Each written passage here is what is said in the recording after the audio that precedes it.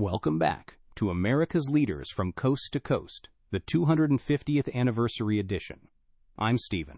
And I'm Leah. We are heading to the volunteer state, Tennessee, to profile a representative who brings a very specific and very necessary professional background to the Capitol. We are talking about Republican Representative Diana Harshbarger of Tennessee's 1st District. And that professional background is pharmacy. Diana Harshbarger isn't a career politician. She is a licensed pharmacist with a doctorate degree. For more than 30 years, she owned and operated a compounding pharmacy in her hometown of Kingsport. She has stood behind the counter, filled the prescriptions, and dealt with the insurance companies herself.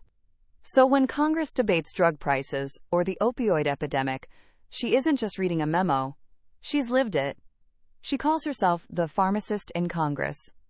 And it's a title she earned the hard way. She was elected in 2020, replacing another medical professional, Phil Rowe.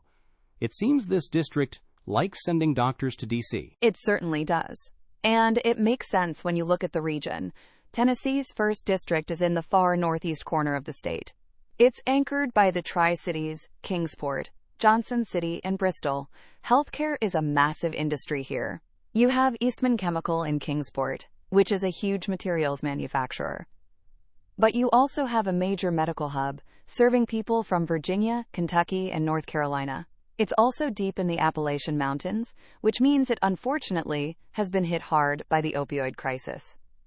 Harshbarger's campaign focused heavily on using her medical expertise to fight that epidemic. But it's not just hospitals and chemical plants. This district is also one of the premier vacation spots in America. Oh, absolutely. If you have ever been to the Great Smoky Mountains, you have been to Diana Harshbarger's district.